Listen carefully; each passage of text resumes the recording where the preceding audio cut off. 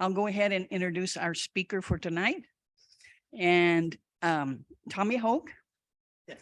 And I think many of you read his biography, but I would say, bottom line, an ambassador for Huntsville, an ambassador for the bats.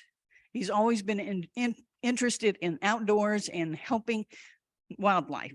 And I'm just going to let him go ahead and start it and do the rest. So thank you. All right. Thank you. And let me start off by saying thank you for inviting me, for allowing me to come here and speak about something that I'm passionate about, something that I care about, and that I'm sure by virtue of that you're here tonight, that you care about also.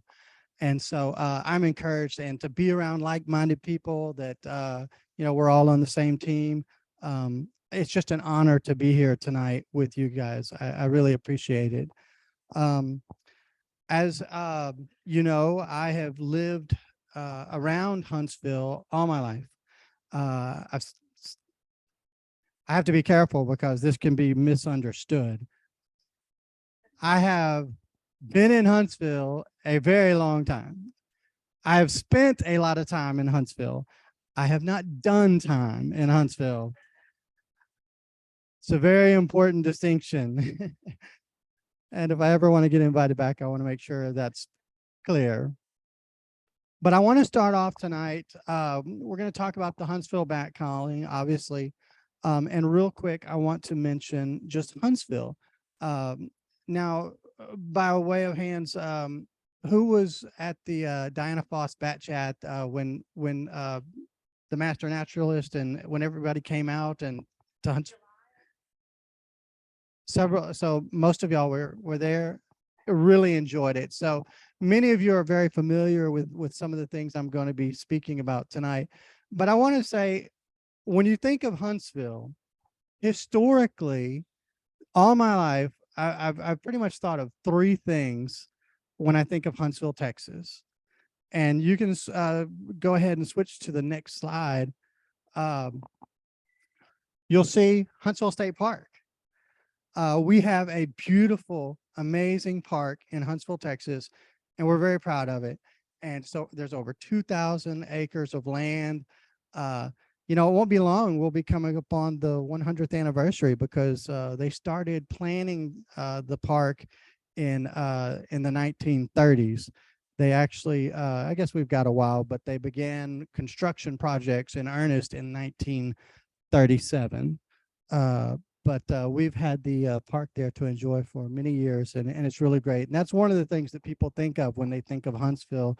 And if you switch to the next slide, of course, General Sam Houston, if we back up one, that's okay. A lot of people think of Sam Houston. I mean, the college which bears his name, which I'm a graduate of, Sam Houston State University. And then, of course, it's known as the place where he died. He spent much of his life, his later years, and he's buried there. And so if you've been in Huntsville and spent the kind of time that I have in Huntsville, you've probably, noted, you can't help but notice these things. He's everywhere. And then third, of course, Huntsville is known as Prison City, as a prison town. There are prisons in and around Huntsville, Walker County. And of course, this you may recognize, this is the north side of the Huntsville unit. Now, in Huntsville, people don't call it the Huntsville unit, really. It's the Walls unit, known for its famous walls, which you saw when you were there this past summer. But this is the north side of the Walls unit. And you can switch to the next slide. People think of Old Sparky. Maybe you've been to the prison museum. They think of the prison rodeo. And there's all kinds of history associated with the prison, good and bad and interesting. Take whatever you will from it, but there is a ton of history. And the Walls unit is actually the oldest state penitentiary in the state of Texas. So it's been around a very, very long time. And moving on to the next slide, the Walls unit compromises over 50 acres. And if we're to believe Wikipedia, it has a capacity of just over 1,700. But you see the very top of the screen where it says 12th Street, if you can see that, that is where the front facade that we saw a moment ago. The front is on that north side. And then, of course, the prison rodeo arena used to be here. And then what we're going to spend a lot of time tonight talking about is this right here. This block right here from 13th Street down to 14th Street. This is the Bat Warehouse, the old cotton warehouse, which was built in 1937. You can see that there is, in this photograph, there's some construction that's been done. That's where they raised the north section of that warehouse. Now, that part of the warehouse was not part of the original cotton warehouse that was built in 1937. It was built in 1949. And they tell us that it did not have bats in it. The bats primarily take up residence in the cotton warehouse. I had been last year inside that portion of the warehouse that was torn down, and I have some pictures. They're not on here, but I could show you afterwards. But there were, in fact, bones on the floor that appeared to be bat bones. But that building came down early last year. Down here, we'll talk about them later, but here are the bat houses. And of course, that was the prison's attempt to try to solve the problem of what to do with the bats when you have a building that they occupy that needs to be raised and they've deemed as a hazard. So the solution, like I said, we'll talk about in a minute, but was these 8 bat houses that now line 14th Street, just on the south side of the cotton warehouse. Now, if you'll click to the next slide, this is actually a video, a drive-by. If it plays, I hope it'll play, because I wanted to show you, if you haven't seen it, if you haven't actually seen the warehouse, I was hoping to show you just what a state it is in.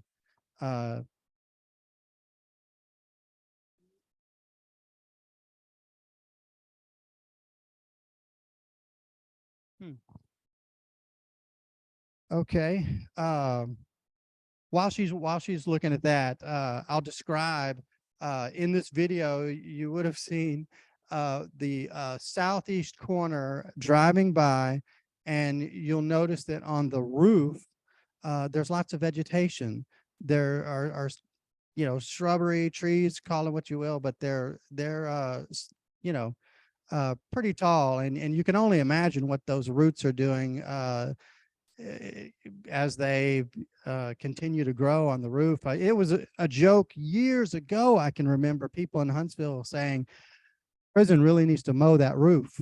I mean, it's, and people ask, well, why is it like that, for years? And I remember years ago being told, it was explained to me, the prison intentionally neglects maintenance of that building in hopes that one day it would just collapse and then the problem would be solved. Now, that's just what I've been told, but that is the thinking, the logic that has been explained to me, and it certainly seems plausible. But we'll go ahead and switch to the next slide here. This is just a still shot, and you can see just a small portion of the roof. And these really aren't the tallest, and there's nothing really there to give scale, but unfortunately the last video would have helped with that. But if you click on the next slide, I want to just give you some of what I want to share with you, what some other organizations, publications, media are reporting, the way that they're describing the warehouse. Texas Monthly says, decrepit carcass of a building, dead trees growing on the roof. It really sounds pretty awful. The Texas prison, okay, this is weird. They didn't quite go up there, space out right, but KHOU cites it as a health hazard. In fact, Texas Parks and Wildlife, there's actually a statement there that says the colony the cotton warehouse where the colony resides needs to be demolished due to multiple occupational health concerns about the structural integrity of the building. If proactive measures to demolish the building aren't taken, the building could collapse suddenly. Now, occupational health concerns. I think one thing that they mean is periodically, because the Texas Department of Criminal Justice, they do, that's the building that is part of, it's under their care. It belongs to the prison system, but uh, they periodically would send teams in to clean it out. And so one thing I've heard explained over the years, and this is the reason you may ask, well, the bats should be protected. And this is what I thought for years. The bats should be protected because if they're in an abandoned structure, then you can't do anything. You have to leave them alone. Well, that is true unless you're able to declare that the building is a danger and a public health concern, if there are hazards that could affect people. And the way that the prison system was able to argue successfully to that end was they were able to make a case that there are occupational hazards because they can no longer send people in to clean out the guano. It's just too dangerous. It's gotten to a point where it's no longer, they feel safe to send people in. And so another quote that you can find all these online pretty easily, but due to a fire in 1997, rebar and metal within the structure began to buckle. Vegetation has occupied the roof, which has resulted in several large pieces falling in, making way for water damage after storms. Jack stands have been placed throughout the building to provide support. I think we could all certainly agree it sounds like a place we wouldn't want to allow our children to go in and play. It sounds pretty dangerous. And you can just look empirically, if you just walk around it, a casual observer can look at it. Oh, wow. Yeah, that does not look good. So we can move on to the next slide. And I think it was another video. So it's not going to play, but we'll go to this one. And this slide is just when the first bats arrived, our first settlers, if you will. And I've read different things on different sites. And that's one thing you'll notice. If you start researching, you will find various media sites that seem to conflict. And one of these areas in which they conflict is about the fire that occurred in the cotton warehouse. Some say mid 90s, many I saw said 1997.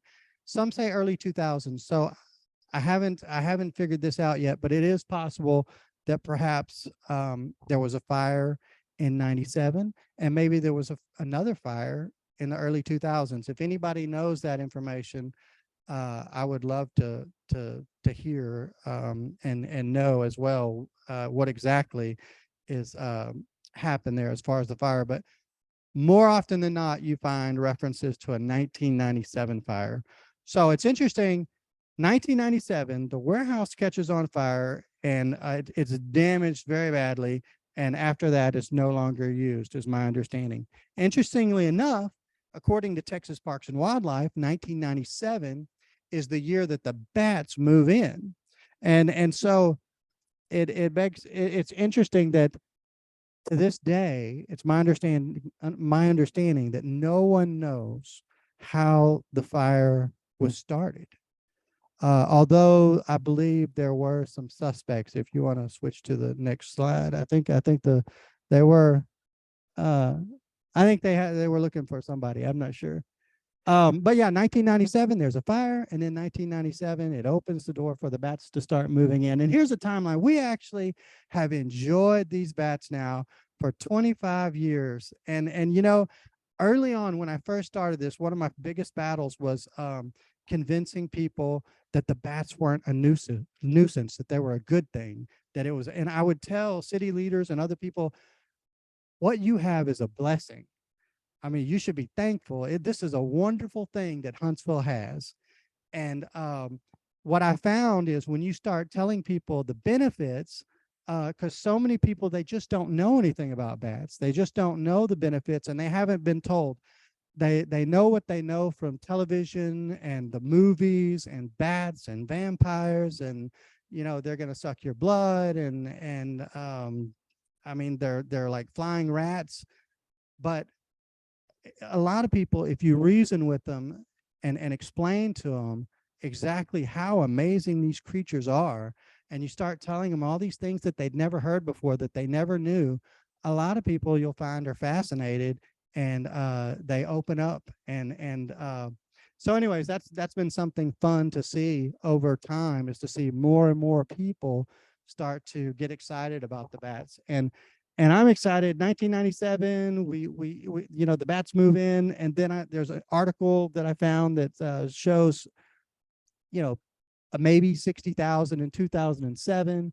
2015, we're up to 250,000, and then in 2018, we're pushing 750,000. And really, these are all estimates. Nobody really knows for sure. Nobody knows. And I mean, that we throw out numbers, and they're just best guesses, but I have heard some people suggest that presently, well, not presently, because most of them are in Mexico, but in 2022, there were as many as 1 to 1.2 million. So it's really amazing. They keep growing. You can move to the next slide. Not everybody has been as excited about this 25 years of bats. The prison has this piece of real estate that they've not been able to utilize. They have this space that has been, in their eyes, I believe, you know, just a nuisance. It's been a constant thorn in their side, if you will. I really think they, I don't believe that that they have any desire to be in the bat conservation business. I think that's and I understand that's not you know, what their mandate is, but you know, the bats are there, and I hope that they will continue to act in good faith and work with us to a solution that will see the preservation of the bats going forward. And if you followed my page, I've been very, very careful not to say bad things about the prison, because I do not see the Texas Department of Criminal Justice as an enemy. I don't see them as the bad guy. I see them as somebody that I want to work with. I see them as somebody that I would like the opportunity to for us to be able to have this relationship where we can come together as a community, as conservationists, and you know, come and work to a resolution. 2018 is when they brought in the bat condos. We'll talk about that in a minute. And then, of course, last year, the north end was raised.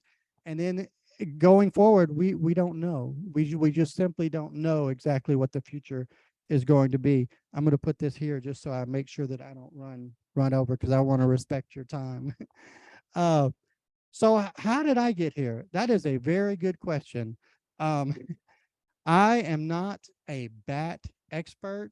I love history. My degree from Sam Houston is in history.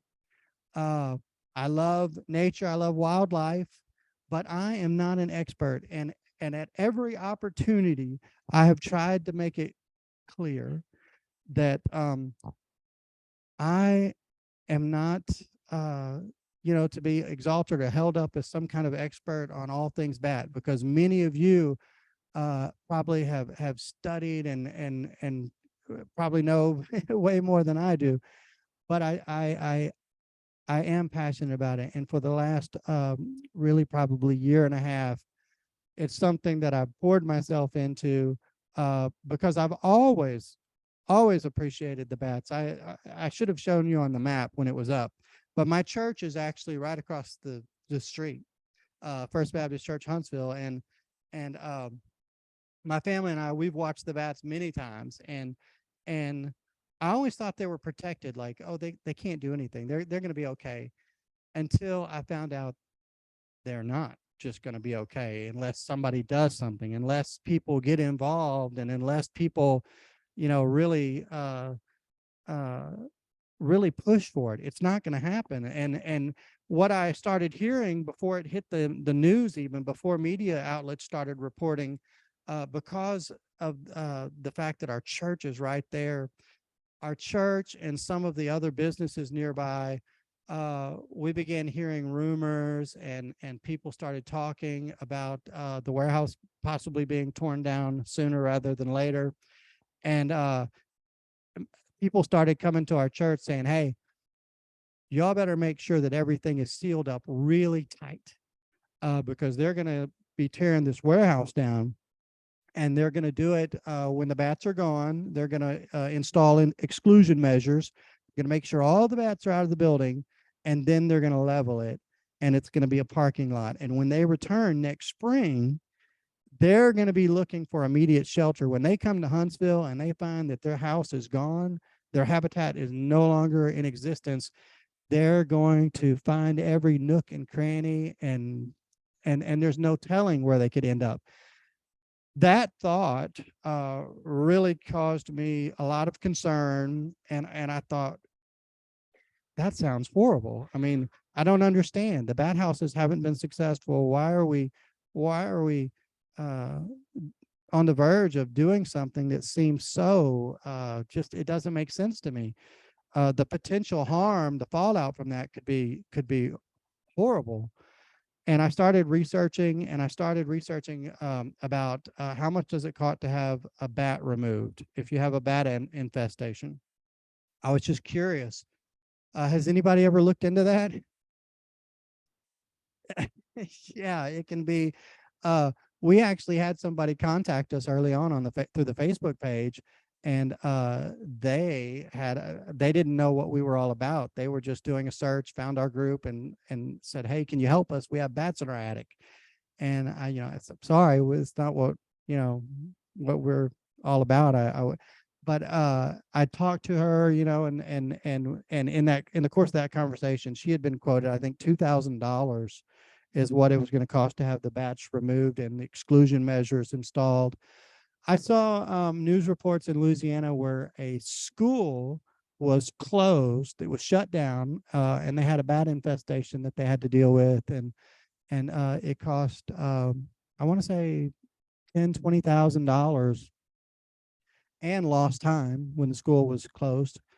And then after they did all that, well, they missed a spot, and the bats came back in. They found a way, and they had to shut it down again and start all over. Anyways, when I started researching, I had a lot of things going in my mind. The potential for tourism. I knew that people were already coming to see the bats, and then of course pest control. I really did not know. I was ignorant about so many things related to bats, and of course I won't spend too much time on this because, like I say, you guys probably have heard much of, probably all of this, and know perhaps more than I do. But in Walker County, over $3 million a year they estimate in savings for local farmers, because it's less pesticides that they have to spray. And so agricultural benefits to the agricultural economy, research value, because there are things you can do with the guano, and there are studies that can be done, and there's value in that. And then, of course, some of these are linked together, just the ecosystem in the broader sense, and economy, which also ties to tourism and to some of the other things up there. We can switch to the next slide, but I think, okay. I think we might have missed a video. That's okay. We'll talk about the bat houses real quick. So the bat houses seem like a good idea in many ways. The University of Florida, you may be familiar with bat houses that they erected that were very successful. So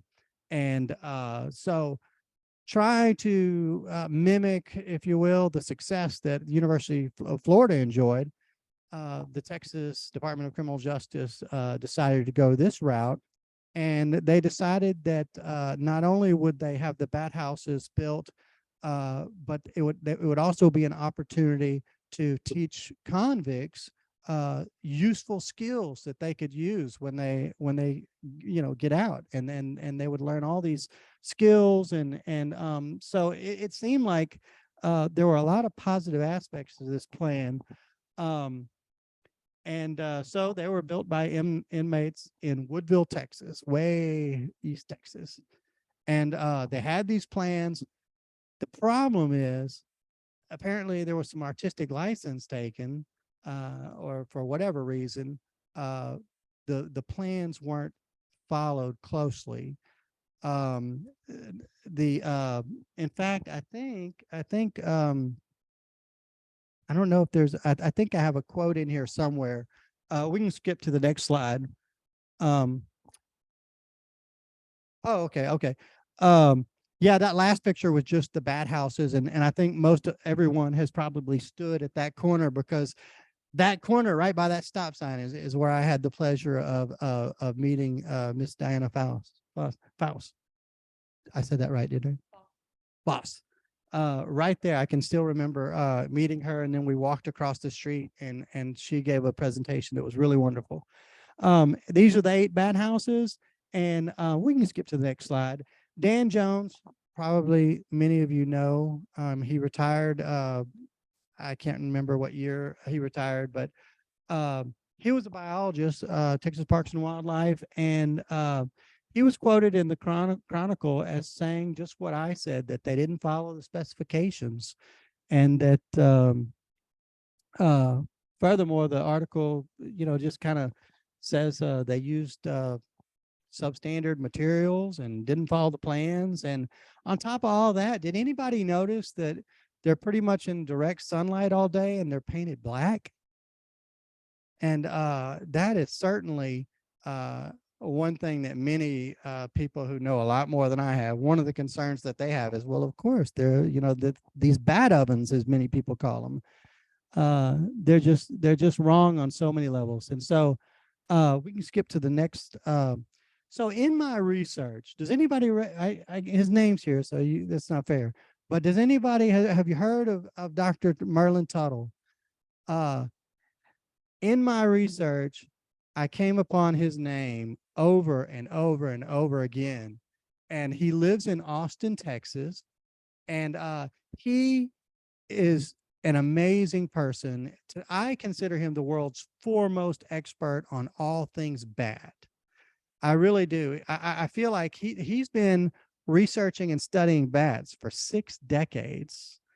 And if I could list some of his accomplishments, well, I'll start off telling just real quick. When he was 17 years old, there were some bats. I think they were gray bats. I'm not sure, but there were some bats in Tennessee where he lived as a teenager, and he noticed that contrary to what the experts at the time believed, that these bats were leaving during certain times of the year. They had thought that these bats were staying year round in this area of Tennessee that he was in. And he had observed as a 17-year-old that they in fact were leaving and staying gone a period of time and then coming back. So his mother drove him to the Smithsonian Institute, where he sat down and was able to talk to some biologists, tell them what he observed. And this is just amazing to me. But they put him in touch with, I think whatever their version, I think they call it Fish and Game or something department. And he helped band these bats and track these bats. 17 years old, he's working with the Smithsonian Institute and Fish and Game department. And lo and behold, they recapture some of these bats, and all the while he's heavily involved in this. And in fact, he was right. Just as he had said, the bats were not staying year round like all the experts had previously believed that they did. Furthermore, they were going north. They weren't even going south like they would have guessed. But they found these same bats, some of them 100 miles or more to the north. So that started his career, if you will, really working with bats. And then from there, I mean, he owns the world's largest collection of bat photographs. He became an amazing photographer. I have no doubt that many of you have seen his photographs and just not known it. Much of his work, his written work and his photos have been featured time and again in publications like National Geographic. He's authored many books. He founded Bat Conservation International. He led it for 30 years. Now he has Merlin Tuttle's Bat Conservation, I believe it's called. I've got the name of it right here. Merlin Tuttle's Bat Conservation. I encourage you to check him out, and just, you will be amazed if you start looking at what he's accomplished. Some of his photographs have been featured on stamps. He played a vital role in helping establish the national park, the Samoan National Park. He helped lead he led the efforts to secure Bracken Cave so it could be protected. And another thing, did you know that there was a time when much of Austin's leaders were hoping to eradicate the bats? There was a time when it was the popular prevailing thought was we need to get rid of the bats. And Dr. Merlin Tuttle helped lead the charge to make sure that the bats at the Congress Bridge were preserved, protected. And in addition to that, he helped design the bat houses that I was talking about at the University of Florida. He's been on David Letterman back in the day. I could go on and on. There's nobody, and I would say this is a bold statement maybe, but I think it would be rather almost impossible for anyone to come into his to really follow his career like his and be able to accomplish the breadth of what he has accomplished. I think he worked in a unique time period where he was able to just get so much done and accomplish so much, and he's still going strong. And we can skip to the next slide. When I was researching, when I stumbled upon this, and it just blew me away, and it just made me just imagine what could be, because this is not a natural cave. This is a bat cave, but this is the world's first artificial bat cave. It was actually the idea of Jay Bamberger. If you've ever heard of the Bamberger Ranch Preserve, he's a philanthropist, and he was a co-founder of Church's Chicken. And he has this ranch that you can go to near Johnson City. And he didn't have bats originally. There were no bats on this big, vast piece of property. And he wanted bats. And so he went to Merlin Tuttle and he said, is there any way that we can get bats? Can we build a cave? And Merlin Tuttle was, well, it's never been done before, but he was willing to give it a try. And so they built what is now referred to as the Chiroptorium. And it's at the Bamberger Ranch Preserve. You can go there today, and it's really great. The executive director, I've had the privilege of, I consider her a friend now. She's absolutely wonderful, and has been just really great in helping me research things. Her name is April Sansom, and I would encourage you, if you get a chance, to check it out. But I started thinking, what if, I mean, could something like this work in Huntsville? And you can switch to the next slide. And so I began to play with this idea. And I tell my kids oftentimes, I encourage them to dream big. There's nothing wrong with dreaming big. I'm a big believer in that. And I tell you what, especially now. And I use my limited Photoshop skills to try to help others see, what could be, just imagine if this were really real, if you could drive up 45 and you could be headed towards Huntsville, and oh, here's the exit for the Huntsville Bat Colony. And then go to the next one. My first thought was, when I first started, I thought, wow, what if this were at Huntsville State Park? They have over 2,000 acres of woods. There's a water source there that would be ideal. And so I had that idea, and I think because of red tape, honestly, that would be difficult. It would be easier to place it somewhere else, but gosh, wouldn't that be a wonderful addition? And then here it is, my attempt. This is supposed to be like a vintage postcard. And so it's greetings from Huntsville, and you see the Huntsville Bat Colony. So if we go to the next slide, this is some of the early construction on the artificial bat cave. And I just want to kind of explain how it is that they build a bat cave, because it's really not as complicated as one might think. They have a rebar skeleton, and you can skip to the next slide, but they have a rebar skeleton here, and then they put plastic over it. And and you can skip to the next slide, and I'll just explain. This is about 3,000 square feet of space. I can't recall how tall it is, but moving on to the next slide, just more pictures that kind of gives you some perspective on scale. It is exactly. In fact, that was my line coming up. No, that's okay.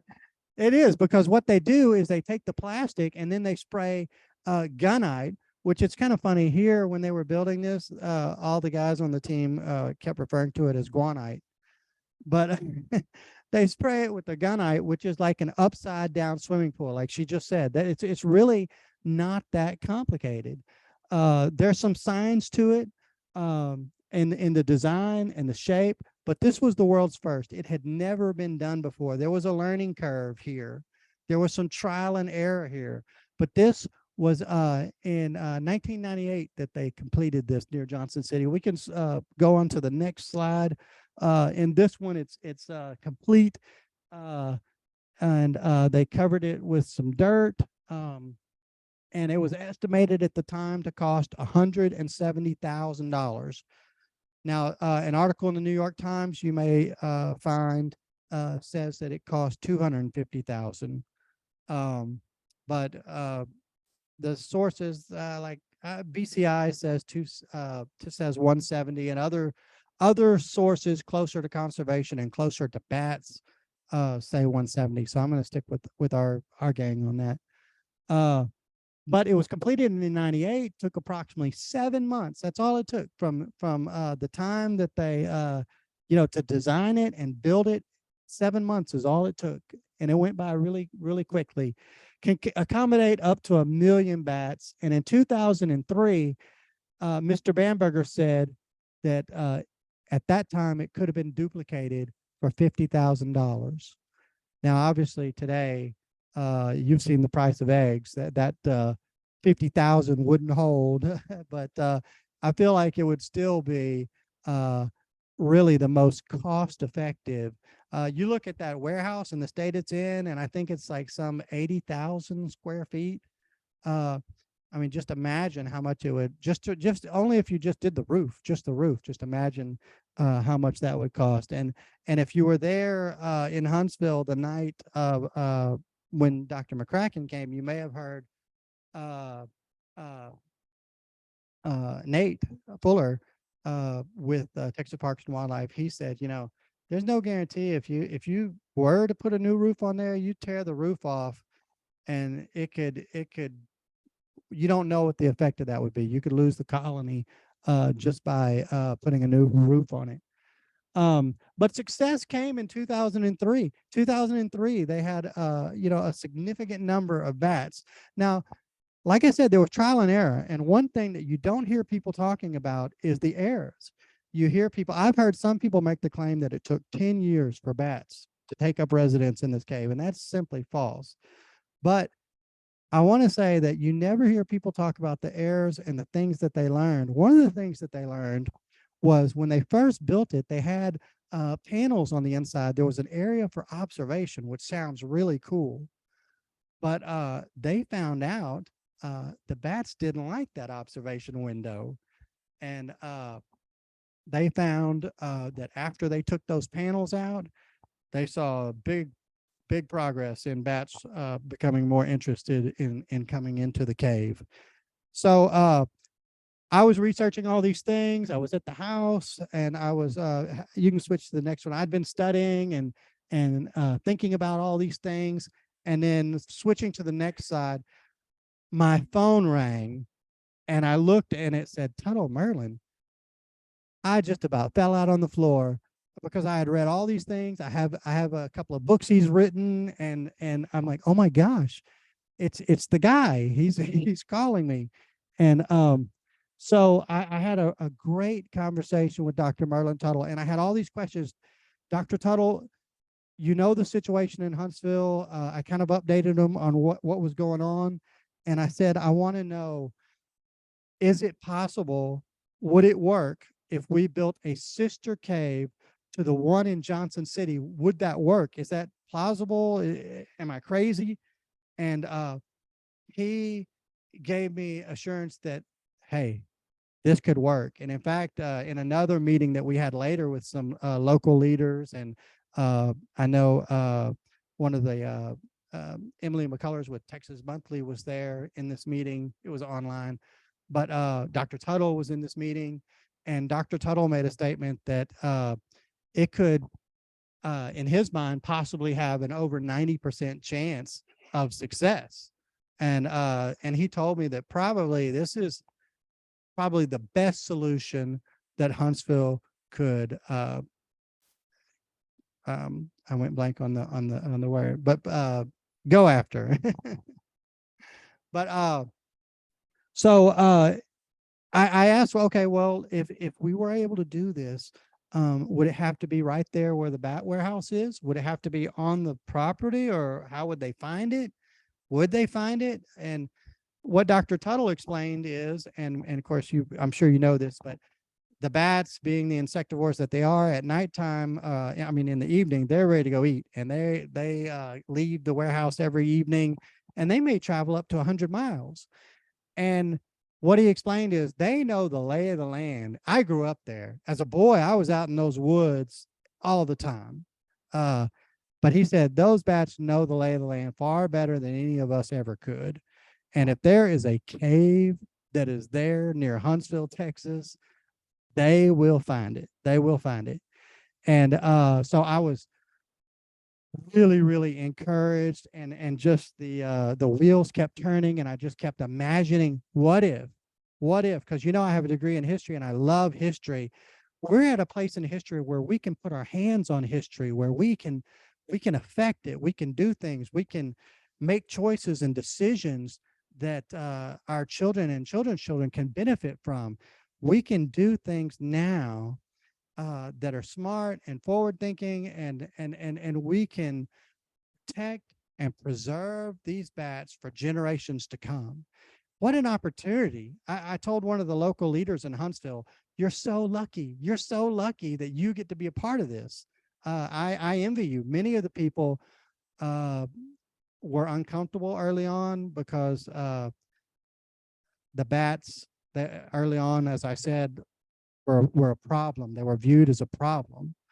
But now, because of the publicity that we've enjoyed with podcasts and newspapers like the Chronicle and Texas Monthly and the CBS report that you may have seen, there's been all this local attention, state attention, and national attention, and the local leaders have really come around, and now many of them, I feel like, are earnestly excited too, and like, wow, this is in our town. Our town has something special. It has something really cool, and so I think they're finally beginning to see the possibilities, and that really excites me. We'll move to the next slide. This is the warehouse, and it shows there's still the northern section. You can see where the roof goes up. It's kind of has the steps. That's the cotton warehouse, where the 1937 structure, and going right from that to the right is heading south direction, and this is facing north, the other end.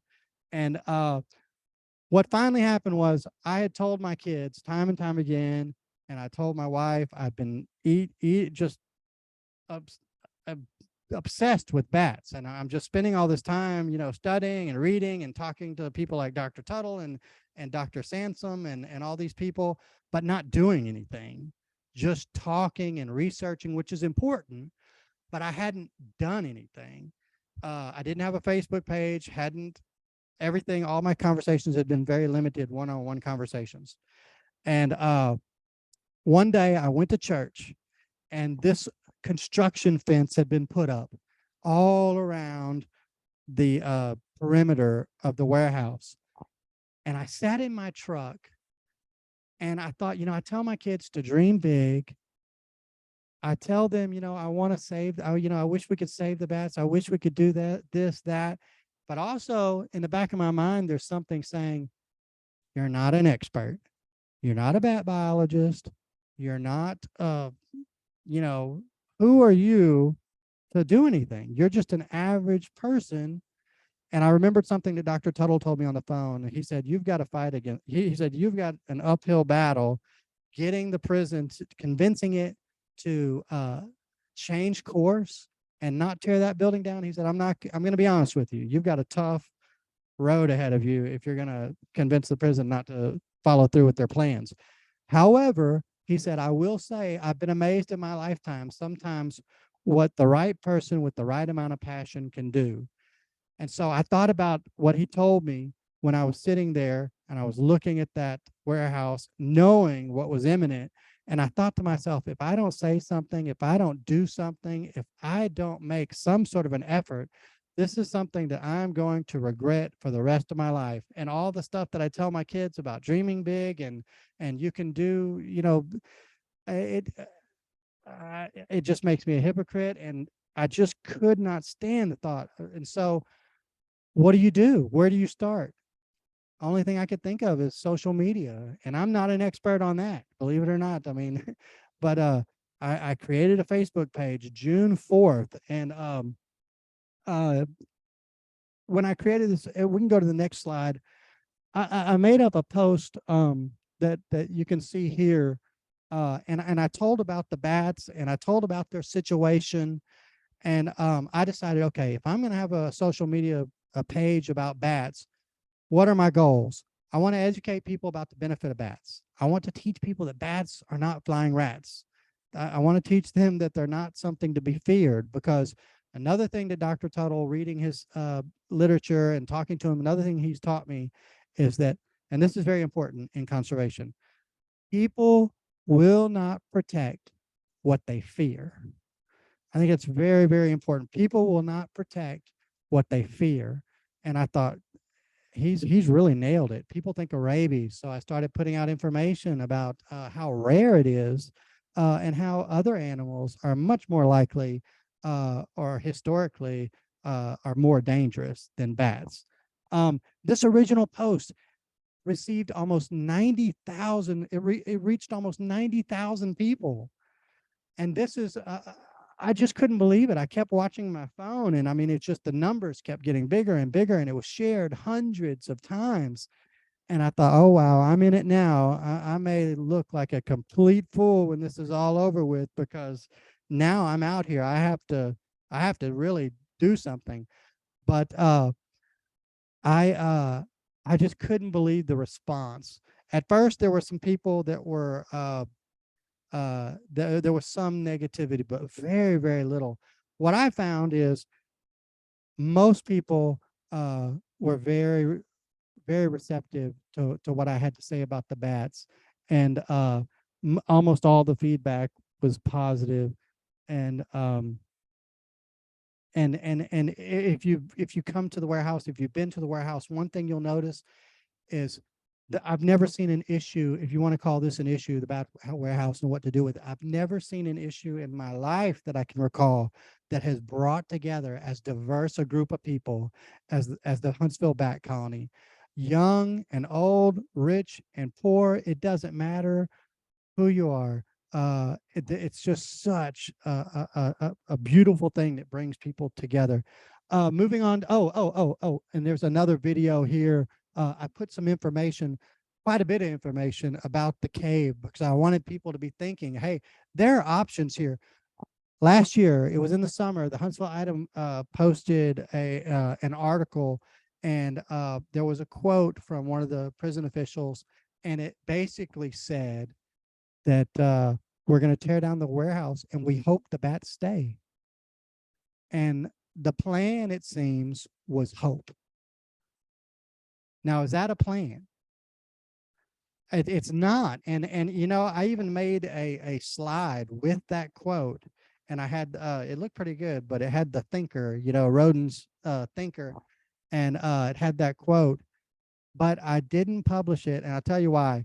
I have made a conscious effort to not be antagonistic with the prison system, because, like I said, I want to work with them, not against them, and I thank them. I'm very, very, very thankful that they have paused the demolition. I'm very grateful, and they put together a group of people that's working towards uh, coming up with a solution, and I hope that proves fruitful.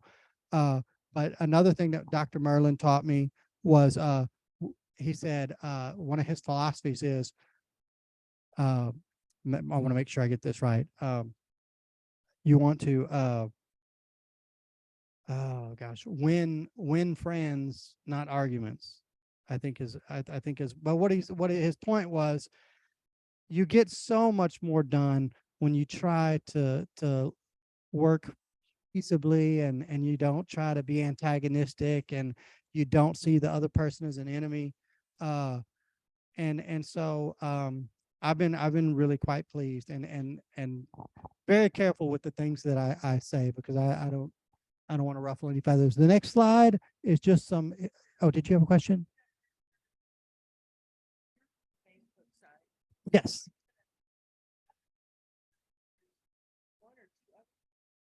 Yeah, I know there are some other groups, and you certainly can check those out. Uh, Name escapes me. But thank goodness. I mean, I'm not the only person that cares about bats, so that's a good thing. Um, I started trying to, like I said, put things that would teach people about bats, and some of their habits and some of the benefits. And so these are just some examples of the official flying mammal of Texas. And really, people talk sometimes about flying squirrels, but how many people have seen Toy Story? I always think of, that's not flying, that's falling with style, you know. uh, and then, of course, the agricultural benefits. And then this is just a silly graphic that I made. I can't even remember the context of it, but I was thinking about the bats getting away from the dangers of their current residence. You can move to the next slide. Um, like I said, the Huntsville Bat Colony brings so many people. It's so fascinating to people. Uh, I've had the privilege of escorting lots of people to go see the Huntsville Bat Colony and watch emergencies. During the summer is great. That's the best time when you can really see, them fill the sky, because I had a video and it wouldn't play, and I'm sorry. I don't know why. But you can see it's like a black river that just winds in the sky. And if you have not seen one of these emergencies, you just have to see it. It's just beautiful. It's amazing. And so these are all different people that are out that I just capture, and I share those images on Facebook of just the joy that it brings so many people, young and old. And then moving on to the next slide. We had a major victory. I was so thrilled when I got this news. Uh, I learned, I remember I learned that the prison agreed to pause their demolition. Now, they obviously had already torn down that northern section, but this was huge, huge news, because it gives us a second chance, one more chance to try to make this right, and to fix this, and to do things like we've been wanting to. And so we were very happy about that. That's actually what I consider phase one. Um, really, up until that point, everything that I had worked towards, driving my wife crazy with all the bat talk 24/7 around the house, and but everything that I had been working for and hoping for was all about, just please, let's hold off on tearing this warehouse down until we can get a viable solution to protect the bats. And thank God it happened. And so phase one was done. But as happy as I was, I knew that we were now going to be entering phase 2.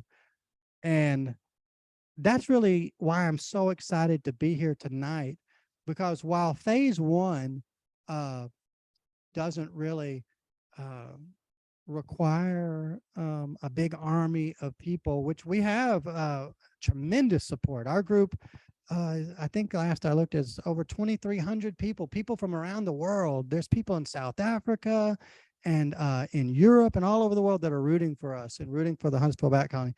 But phase 2, the actual solution itself, that's where I need help.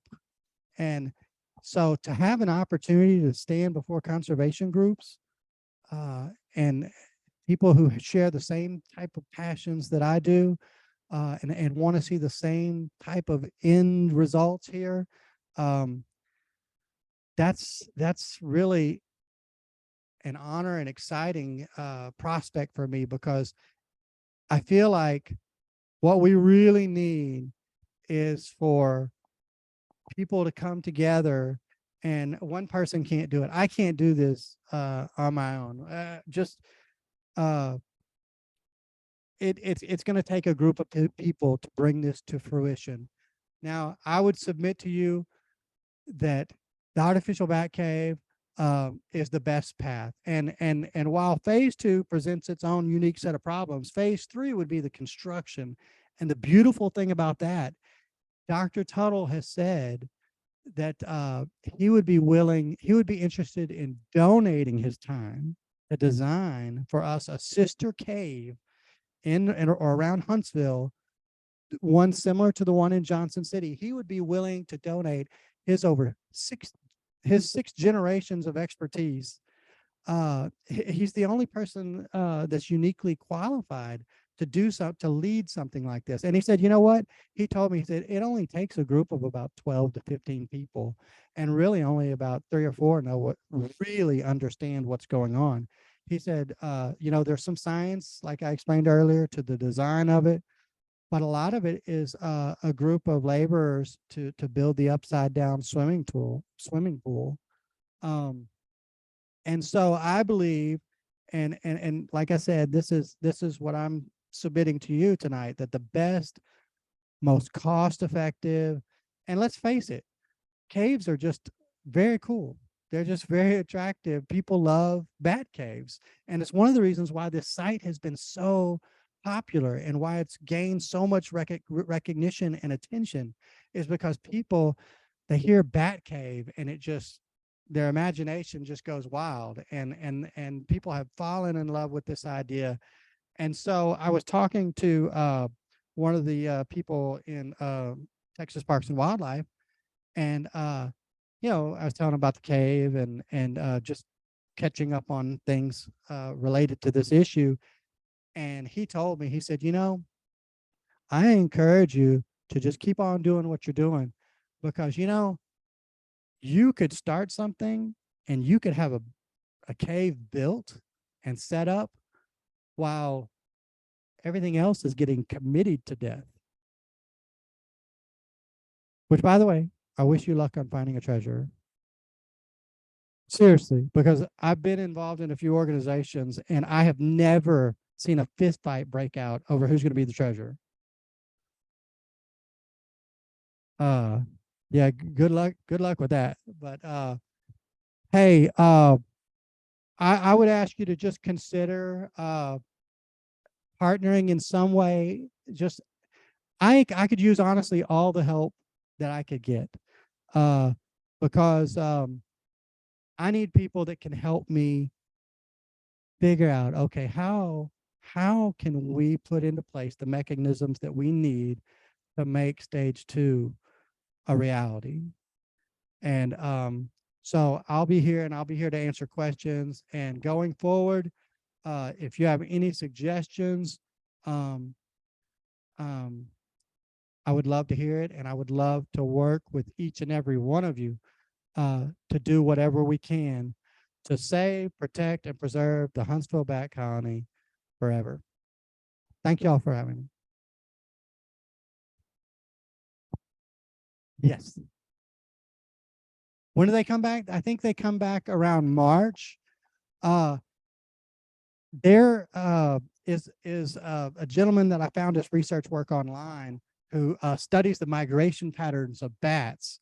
And I don't know if any of you have stumbled on this research, but there are so many places in Texas, so many major bat colonies where they have successfully pinpointed where they go.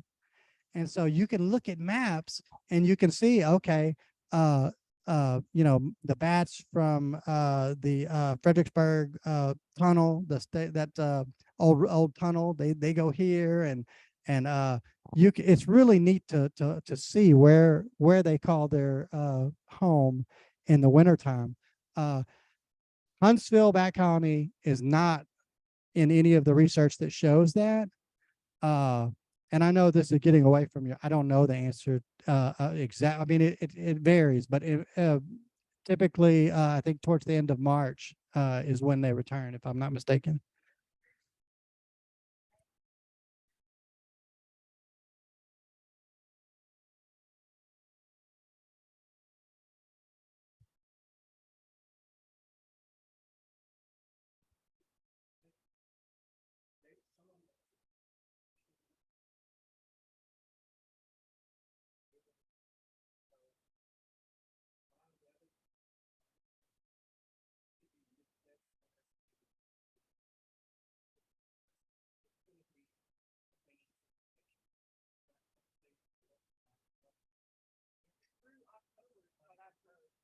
Right, right. It does,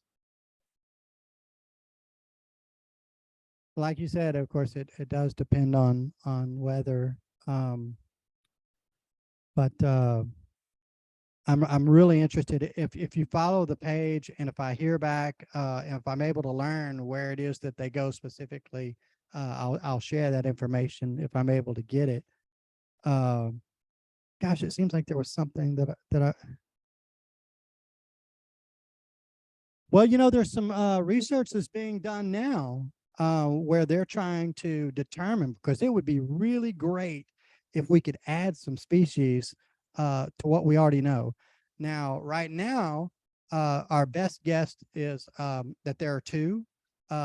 There's the more prevalent Western subspecies we refer to as the Mexican free-tailed bats, but there's also an Eastern subspecies that makes up. Now, this is all guesswork. Keep mind you that we really don't know the percentages. We throw out numbers and guesses, but we think there are about 90% that are Mexican free-tailed bats of the you know, this Western subspecies, and of course, it's not likely that many of them would overwinter.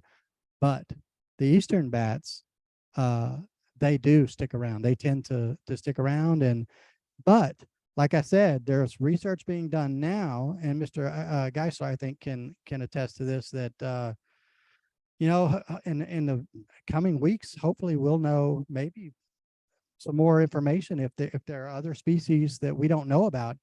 Uh, if there are, I think that's a good thing. That's a very good thing for conservationists, because the more we can show going on there, and the more I feel like questions that we can raise about what's going on with the colony, and I feel like it only strengthens our chances of getting this delayed, which it doesn't really, in the end, it doesn't do us enough good just to keep kicking the can. While we're getting these delays, while we're getting these opportunities, we've got to take advantage of it. Are there, yes?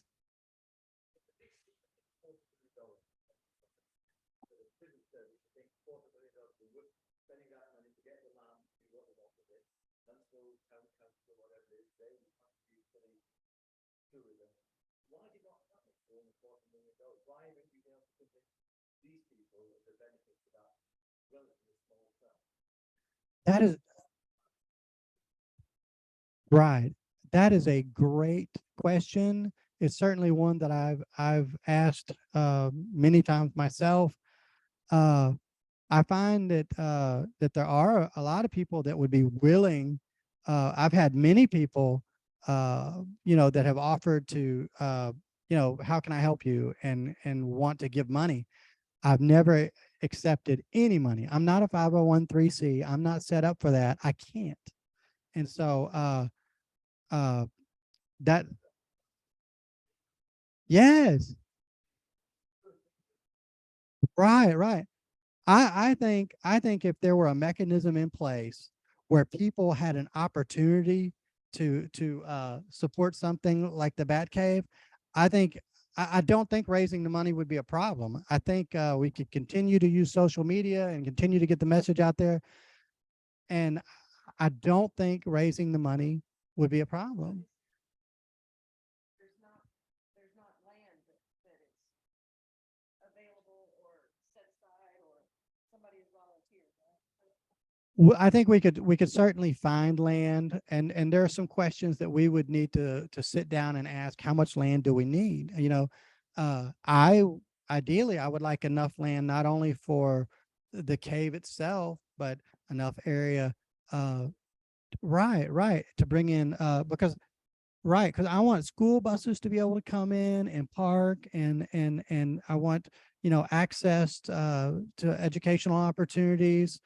Um, and it would be nice to have be able to have room to grow, like a visitor center, where people can go and learn about the bats. And uh but I don't think it's unreasonable to think that we could find a couple or a few acres in Huntsville, in or around Huntsville. And Huntsville actually is a pretty ideal place for a bat cave, in that Dr. Tuttle said in the design of it, it would be advantageous to have it kind of maybe built into the side of a hilly kind of area, not somewhere where it's perfectly flat. And Huntsville is hilly. It has lots of hills. And I feel like if we had a mechanism in place, a group that was working to that end, we could find a piece of property that would be suitable.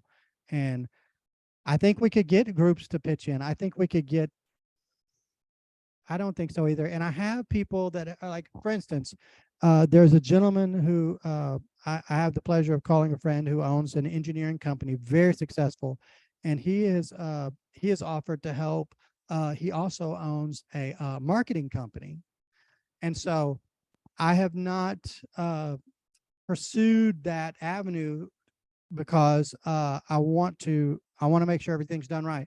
I want to have the mechanism in place to move forward, but I would like ideally to get a group together that has this mission in mind to build this cave, and then utilize whatever companies, private philanthropist companies, organizations, private citizens, just go out there and get as many people to join our side and contribute as possible. I think it's a very, very, very doable thing because you see how people react to the bats. People love the bats, and I have no doubt that we could do that.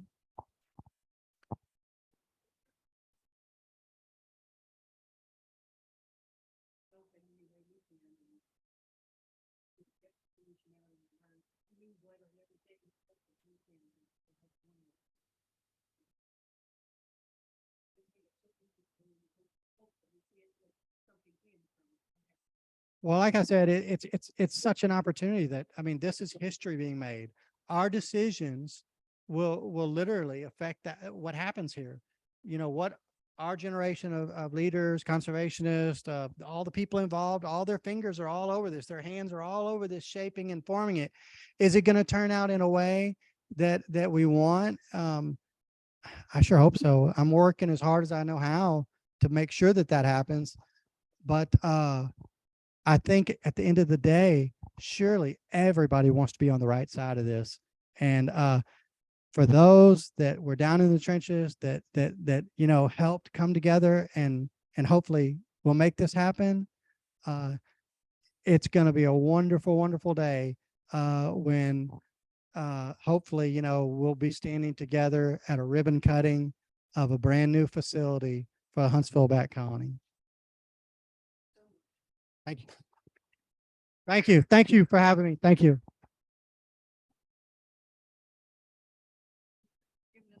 think about and hopefully do. Thank you. That was great. Very, very good. Exciting.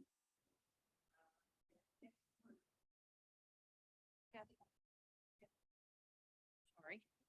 Next month, we have a wonderful program, and it's Paul Gregg. He's one of our members who's a wonderful photographer, birds and other wildlife. And that's going to be February 21st, and it's birding the Rio Grande Valley.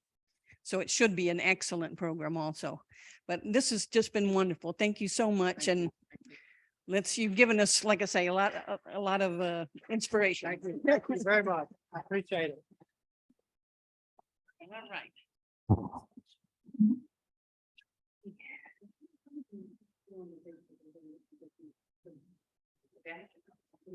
That's it right there.